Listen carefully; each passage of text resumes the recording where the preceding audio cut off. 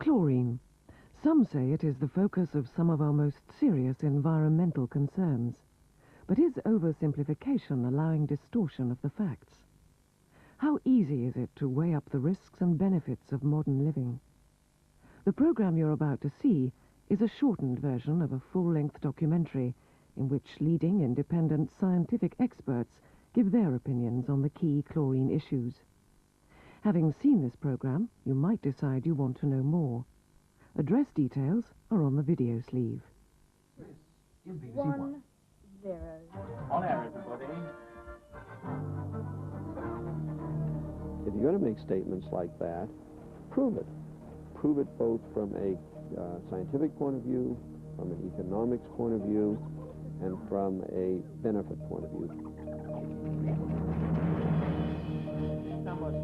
Chlorine is a naturally occurring element. It's present in huge amounts in the sea, and so to take an apocalyptic view of the presence of an element seems to me to be an absurd position.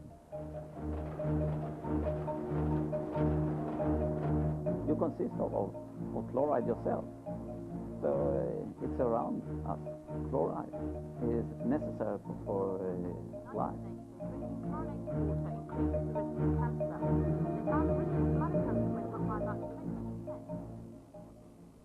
Now, at the beginning of the 16th century, the Swiss philosopher and physician Paracelsus wrote, "As the dose, so the poison."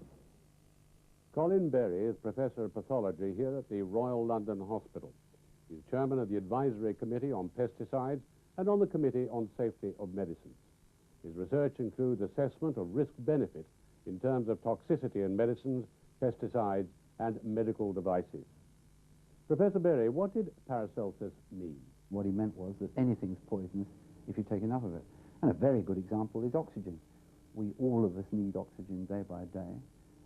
We give it in high doses to people who are in trouble with respiration and to newborn babies in particular, and yet given to newborn babies in excess, it can make them blind because of the way it affects the retina. So you have to get the dose right. Detection and measurement is important, so that we may understand and therefore control what goes on around us. But in the same way as science has learned more about man-made processes, it too has discovered that nature has a few surprises of its own. I visited Biosource Genetics in Vacaville, San Francisco, where I met Dr. Saul Nadelman, a scientist who specializes in the study of naturally produced chlorine compounds. He's a highly respected author and has published the definitive book on biohalogenation. There are literally at least 1,000 very well characterized chlorinated compounds that are made in nature by almost any and all species. The total number of chlorinated compounds, I'm sure, is much greater than that. So nature is very aware of the value of chlorinated compounds, goes to great lengths to make them, and has in addition developed techniques for eliminating such compounds from the ecosystem. But it's claimed by some lobby groups, you know, that chlorinated compounds are intrinsically harmful. Yes, and I would like them to tell that to nature, and I would like nature then to throw the thunderbolts that it, I am sure, would throw. Without chlorinated compounds, we would not exist. New organochlorines continue to be discovered in nature on a regular basis. Recently, a chemical naturally produced from the skin of an Ecuadorian frog has turned out to be a painkiller 200 times more powerful than morphine, yet without the addictive side effects. Epibatidine, as the new drug is known, is an organochlorine. It relies on chlorine for its powerful analgesic behavior. Laboratory research has shown that without chlorine, epibatidine will not function as a painkiller. One much publicized consequence of some organochlorine reactions is the production of dioxins. But there's evidence that dioxins are naturally present in the environment. For example, they're produced during combustion processes, during events such as volcanic eruption, or by burning wood or coal, and even leaves in the garden. Professor Christopher Rapper has been researching chlorine and organochlorine compounds for more than 25 years at the University of Umeå in Sweden.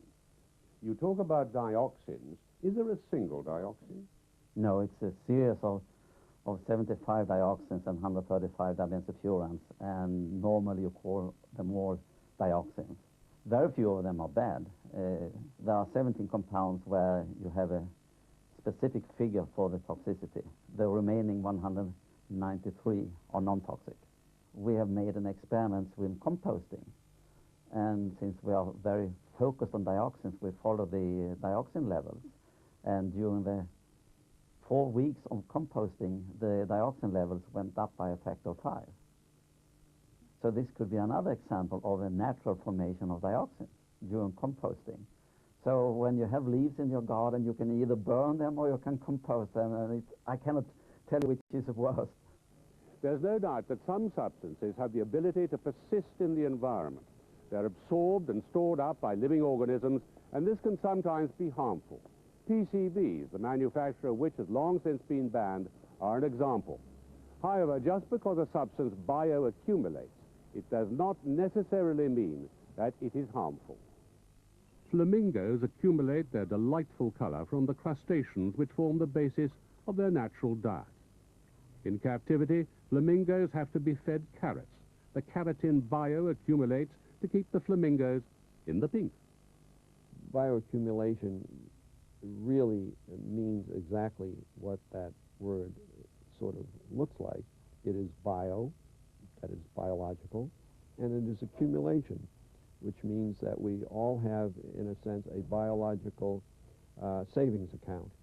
And so what we do is we collect material, which we eat or which comes in from the air, and we accumulate it.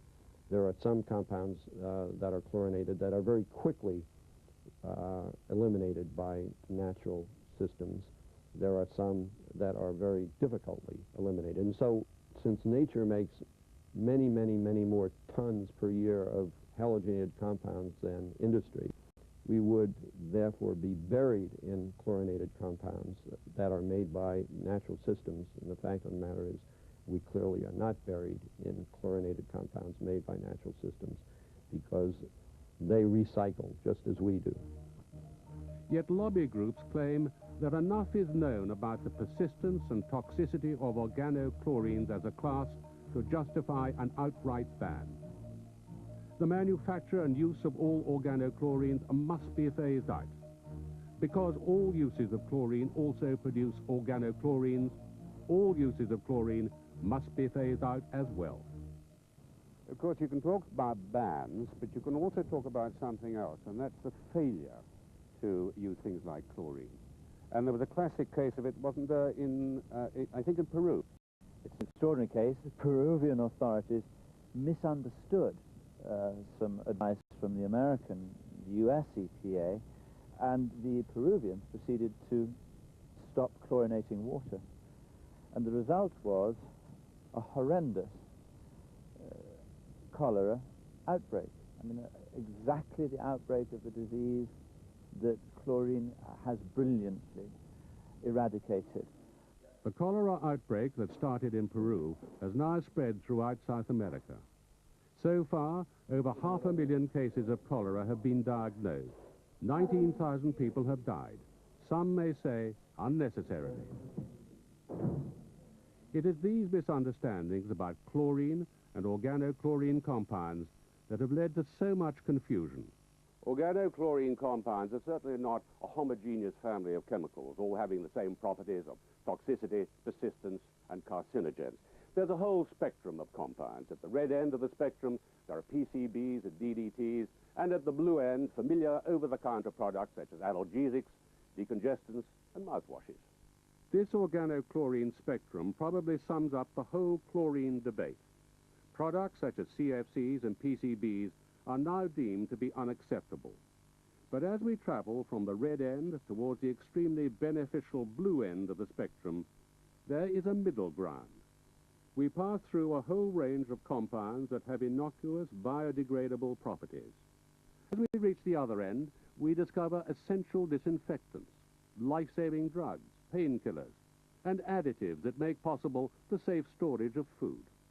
organohalon compounds, organochlorine compounds include both bad guys and very useful compounds, and also some which are in the middle, and misconceptions that everything which contains chlorine could be bad. It is very easy to damn something by picking its quality and then using that as though it covers the entire spectrum of materials, and I think that that's basically a mistake.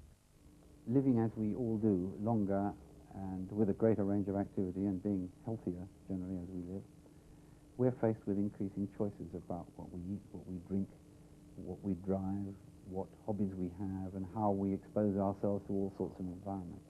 It's very simplistic to simply say ban them all. It's much more realistic to say only within good balance and good judgment should certain compounds be eliminated. And we should all realize that we're, in a sense, working together for the benefit of all mankind, and it would be nice if the pathway were always smooth and not full of stumbling blocks, but that's not true of anything.